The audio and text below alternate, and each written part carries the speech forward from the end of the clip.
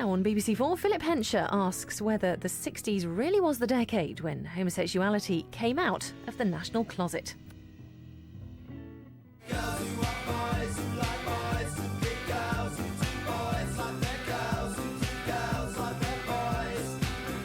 We don't know how many people in Great Britain are homosexuals, although the popular estimate is 1 in every 20 persons. It's true the French like to call sodomy le vice anglais, but in the absence of reliable statistics, we can always dismiss that as Anglophobia.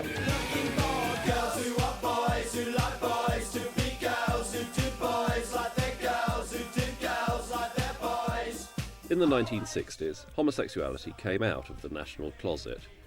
Gay people were visible in films, in books, on the television, on the streets. We were here, we were queer, and in 1967, we were even legal. From the summer of that year, sexual acts between two men in private were no longer a crime, unless you lived in Scotland, or Northern Ireland, or you wanted to serve in the armed forces. Who get hurt? Whoops, I've got your number that you couldn't afford me, dear 2, 3. I'll scratch your eyes out. At last, it was okay to be gay, so long as we didn't do it in the streets and frighten the horses. Very 2, 3. 1, 2, 3, 4, 5. Since 1967, someone like me no longer runs the risk of being put into prison if I hold hands with my boyfriend in the street. But even now, there are very few places where I actually feel comfortable doing that. Of course, I'm grateful for that generous fraction of civil liberties awarded me 37 years ago, but I wonder whether things are really so different now. Over the next half hour, in the course of this programme, I'm going to walk the entire stretch of London in which I feel happy to be conspicuously gay. Here, my boyfriend and I are fabulous experts on upholstery, heroes of cool. 200 yards north, the naff masses point and giggle. Who knows what the public really thinks when it comes to homosexuality? The people responsible for reform in the 60s seem to be obsessed with guessing. What evidence have you got that there are changes in public opinion about homosexuality? I've been very careful not to make assertions about public opinion because in this document we say it's a terribly difficult thing to pin down. In 1957, a full 10 years before the law was actually changed, Sir John Wolfenden produced a government report in which he recommended decriminalising male homosexuality. But it was a question of putting up with it rather than celebrating difference. I don't think any of us who signed this report want to be thought to be approving or condoning, in a moral sense, homosexual behaviour. But you are, in a sense, more tolerant of it. What we're saying is we don't see why this particular form of sexual misbehaviour, as distinct from adultery, fornication, lesbianism, all the others, we don't see why this particular form of sexual behaviour, which we regard as, most of us, as morally repugnant, why that and that only should be a criminal offence. Tell me. Wolfenden's proposals came out of a recognition of inconsistencies in the law, but also from a recognition that the law, as it stood, was completely unenforceable. Trying to catch all the gay men in the country at it was making the police look rather silly. It was a matter of chance whether anybody was prosecuted. You might think, looking back, that people who behaved in a camp manner or who were ostentatious would be more likely to be prosecuted, but it wasn't like that at all. The prosecutions seemed to be quite random. Johnny has gone for a soldier. During the war, few men had been arrested for homosexual activities. The idea that gays had no place in the services was something absolutely alien, and there was a good deal of homosexual conduct in the services, and a good deal of it, or most of it, was ignored. But the 1950s were a different story. With the defection of gay spies Burgess and Maclean from the Foreign Office to Moscow in 1952 came a nasty homophobic backlash. Most of the people involved in security cases have been found to be male homosexuals. Homosexuality meant treachery, and suddenly the nation needed protecting from its gay boys. High-profile people were arrested, and a lot of policemen spent a lot of time hanging around in public lavatories. When I used to go into public lavatories, I was terrified of making a pass at anybody, or if somebody was giving me the glad eye. I mean, I probably rejected, you know, quite a few sexual partners who were perfectly genuine. But such was the atmosphere, you know, that it was, you never knew which one was a policeman. Luckily for us, Wolfenden spotted that trying to stop gay men from being gay was a bit of a waste of police resources. The only people benefiting from the law as it stood were blackmailers. Homosexuality was, of course, still morally repugnant. It's just that blackmail was worse. It can't be said often enough that blackmail thrived in those days. And it still went on thriving after the Wolfenden report recommendations had been made law, because a lot of people didn't want to be found out. Many of them were married. And you see, the thing I remember from the 50s and 60s is that until I settled down with a steady partner, most of my lovers were married men. In 1961, the film Victim couldn't recommend being both gay and married. In it, Dirk Bogarde played a homosexual barrister being blackmailed by a young man. The film was taken very seriously in this country because it was probably the first film to be overtly about the problem of being gay. But the characters all looked deeply depressed. I mean, the word gay was hardly relevant, and they were all saying things like, "Nature has played a dirty trick on me." You can't hope to keep this out of the press. It's not as though you can go into court as Mr. X. You're too well known. I don't want to. I believe that if I go into court as myself, I can draw attention to the fault in the existing law. Knowing it will destroy you utterly. Yes. In a strange sort of way, the film was playing into the hands of the prejudices of the ordinary public, in that if you're gay, or that word wasn't around then, if you're queer, you're miserable. The two were, you know, synonymous. But what were the prejudices of the ordinary public? Let's ask the straights. Do you think homosexuals should be sent to prison? Yes. If one could rely upon male homosexuals, I just make this point, practicing among themselves and not interfering with society, this might be a different matter. But as far as I can make out, the majority of male homosexuals are proselytizers. Oh, get over it. This man is a hairdresser. His clients and colleagues would call him queer and wouldn't resent his being so. The 60s saw the first documentaries about gay men and women appearing on British television. But it didn't take much more than a bop on film to disgust its commentators. A change in the law doesn't guarantee a change in attitude by the rest of us. For many of us, this is revolting, men dancing with men. Even more revoltingly, this was apparently neutral commentary. The programme made no judgments and passed no opinions. It let homosexuals speak for themselves about their common condition. Television could not, apparently, bear to admit that homosexuals could be capable of fun. Most homosexuals don't live together, don't even live in big cities. They go to the large towns looking for others like themselves, desperately lonely men, scared of discovery. Do you think you need help? Well, I think everybody who's a homosexual needs help. Can you ever remember being happy? No, not really happy. I've laughed and joked about, but I've never been really happy. Do you think you ever will be able to be happy? The way things are now, no. I was beaten up in a public lavatory and left lying on the floor. It was all rather messy and rather nasty, I'm afraid. So what's the point of your life, really? None at all. Oh, pass the hankies, please. The programme makers behind these reports wanted to demonstrate that the day-to-day lives of gay people were extremely unpleasant, and sometimes, of course, they were. Gay people did face prejudice, persecution, and violence. One was forever being ridiculed by the so-called straight set, and you certainly wouldn't walk down the street where builders were building on scaffolding or anything if you were dressed fairly flamboyantly, because they would attack you. And I remember being attacked in the King's Road during that period.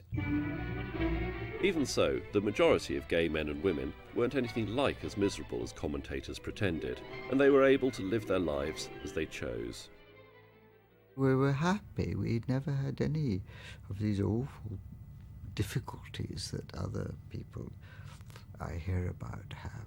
The thing was that although these little caucuses existed in pubs, it was quite often known to the whole population. As long as it was discreet, nobody objected, nobody drew the police's attention to it. I think we were quite a small but happy band, and we used to go around together quite happily, not bothering anybody, and perfectly content in our own sexuality. There were even men who affected to believe that gay life was more exciting before the law was changed. I knew gay men who loved the thrill of the chase. People like Francis Bacon, the painter, said, "Oh God, they're taking all the fun out of life," you know, because they really did like outwitting the police. Of relentless gloom wasn't quite accurate. In 1969, the Monty Python team satirised TV's hand-wringing attitudes towards homosexuality in a sketch called The Mouse Problem. Even before legislation, the heterosexual public generally had to be reminded by the media to be disgusted by homosexuality. Most people, I suspect, weren't that bothered. They just thought everyone else was. Again, Monty Python got their satire spot on. But what is the attitude of the man in the street towards this growing social problem? I'll clamp down on them. How? I'll strangle them. Oh, well, I mean, they can't help it, can they? But, I mean, there's nothing you can do about it, so I'd kill them. Clearly, the British public's view is a hostile one. As it turned out, trying to guess the British public's view on homosexuality was no laughing matter. It was precisely this that very nearly scuppered the chances of Wolfenden's proposals being made law. Alan Horsfall, not a hairdresser but a colliery worker from the northwest, realised that some MPs were making assumptions about anti-gay feeling in mining communities. Bravely, he decided to find out whether the public really did object to reform. He went to the local paper and got them to run a front-page story about his campaign for gay rights.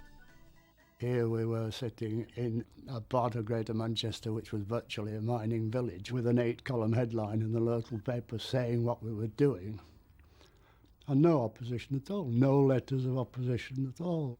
And when people in hard mining constituencies argued in the New Statesman, for example, that it wouldn't wash in their constituency, we were able to say, well, it happens here without causing any alarm or despondency. The sky hasn't fallen in yet. And that gradually brought people round. Thanks to Alan Horsfall and the campaigners who worked with him, the law was finally changed. Honestly, though, those gays, were they grateful? Did they even notice? I don't for a moment remember the Act being passed.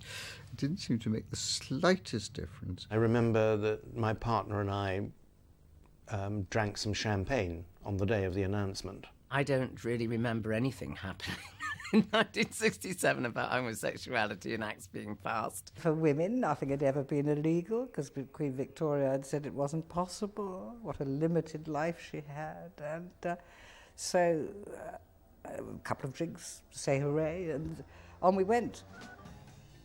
The change in the law was so overdue that it passed by more with a whimper than with any kind of a bang.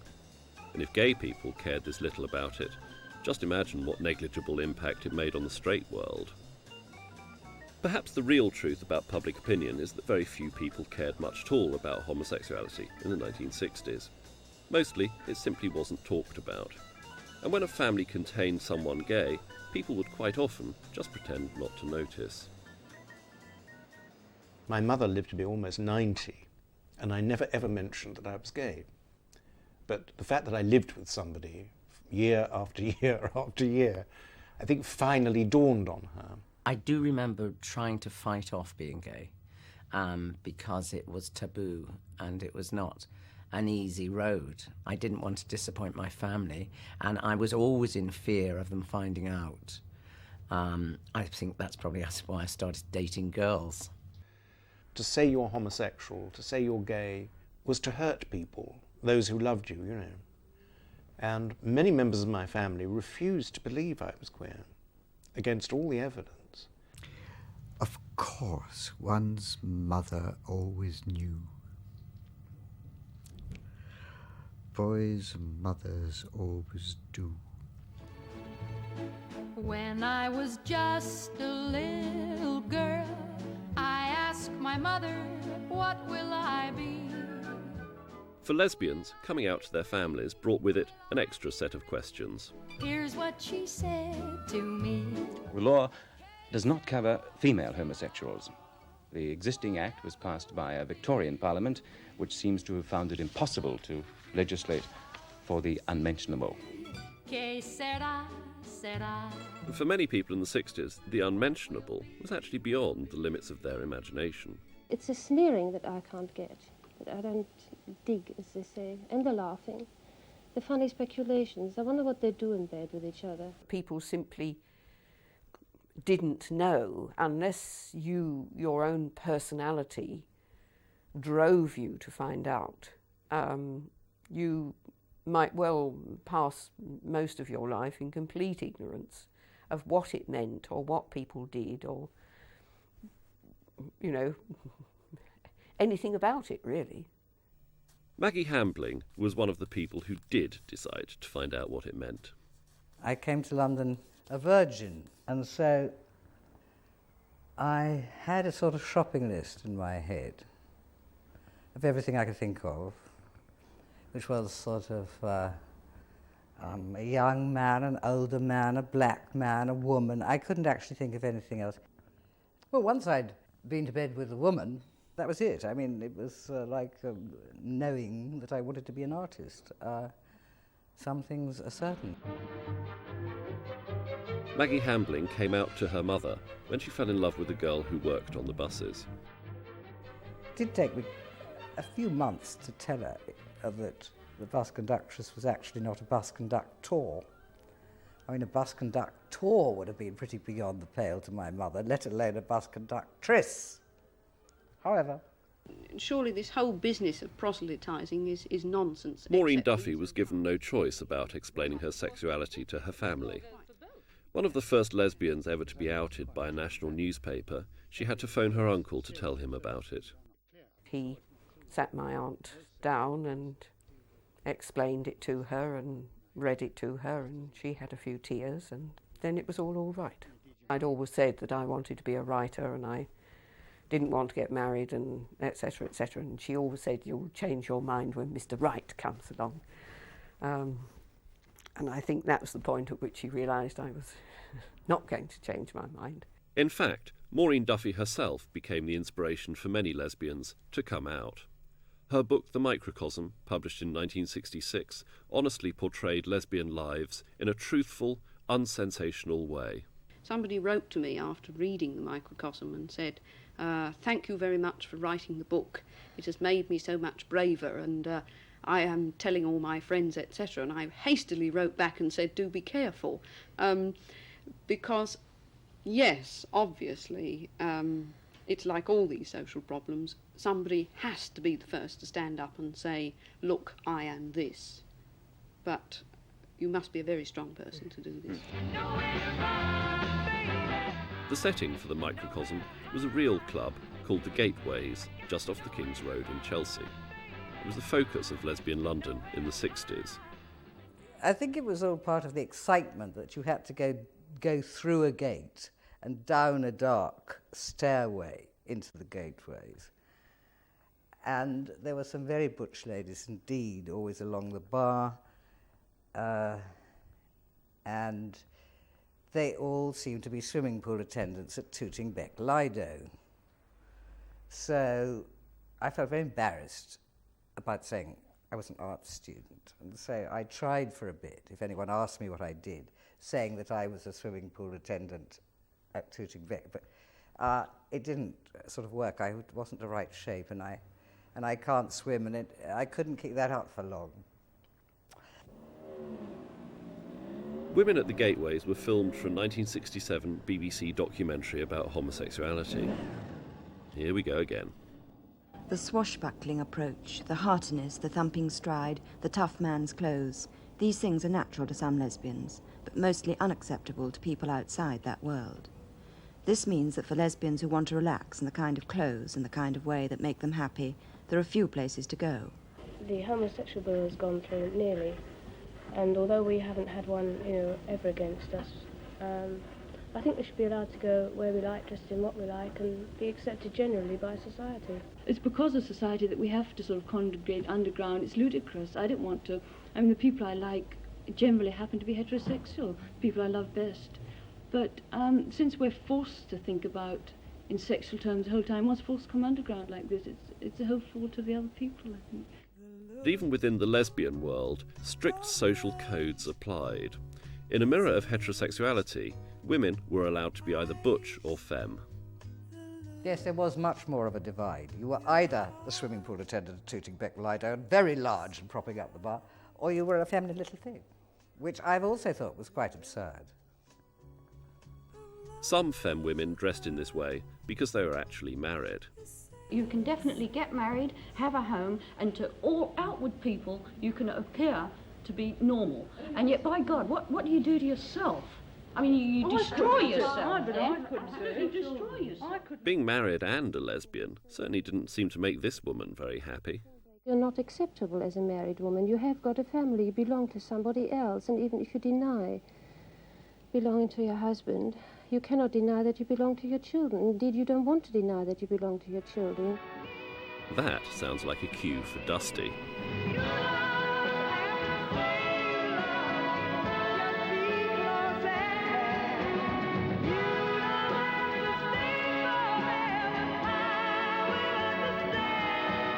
Slowly, things were changing. Cinema and television weren't exactly breaking down barriers with their portrayals of gay men and women, but at least they were acknowledging that there was such a thing as homosexuality. The more I see you. Quentin Crisp was probably the most famous gay man of the 1960s. In 1967, he published his autobiography, The Naked Civil Servant, in which he talked openly about being homosexual. He was never proud, but at least he was conspicuous.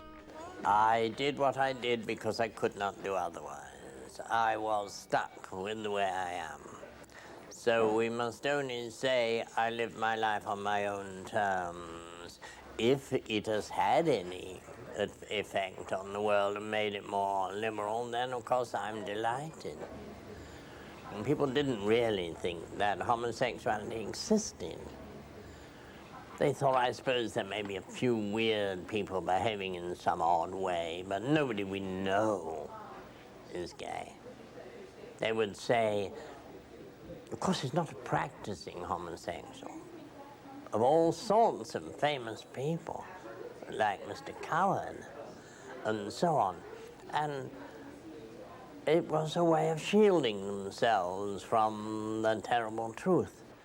Quentin Crisp's camp wit allowed him to get away with numerous outrages, even on television. They used to say, are you supposed to be a man or a woman?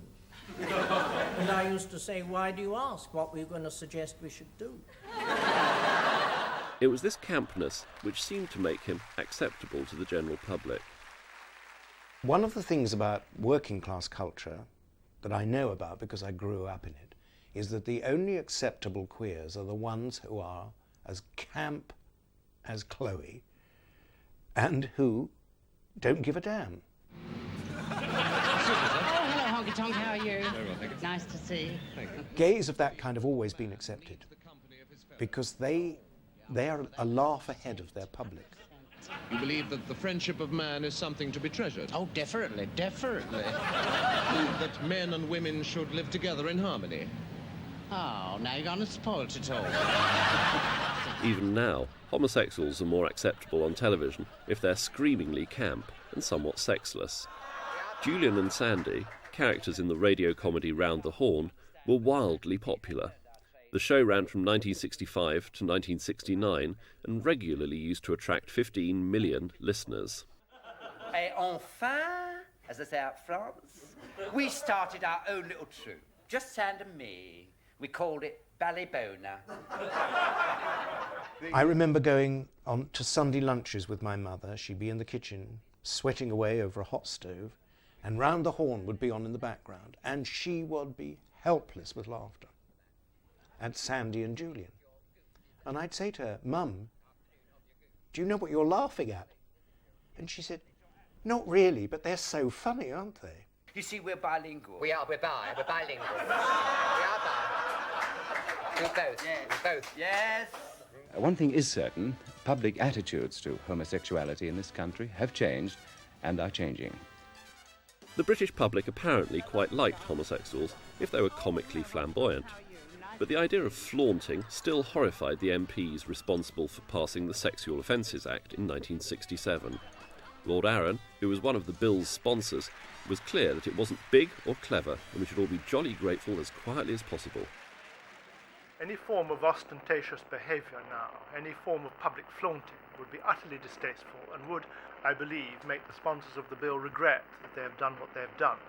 Homosexuals must continue to remember that while there may be nothing bad in being a homosexual, there's certainly nothing good. Of course, things have changed dramatically. Life as a gay man now is much easier day to day than it was in the 60s. But now and again, you do feel that some people would prefer you to stop with all that ceaseless jubilation.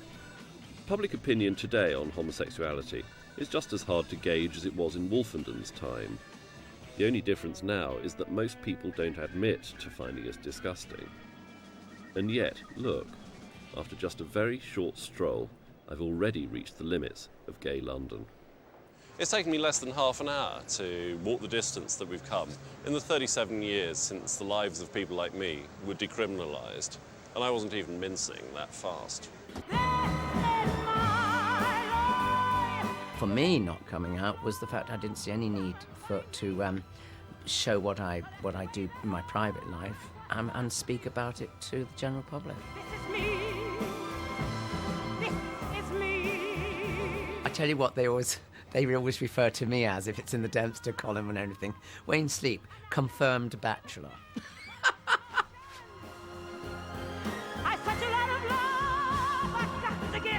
Did you ever have any moment of coming out? Never been in.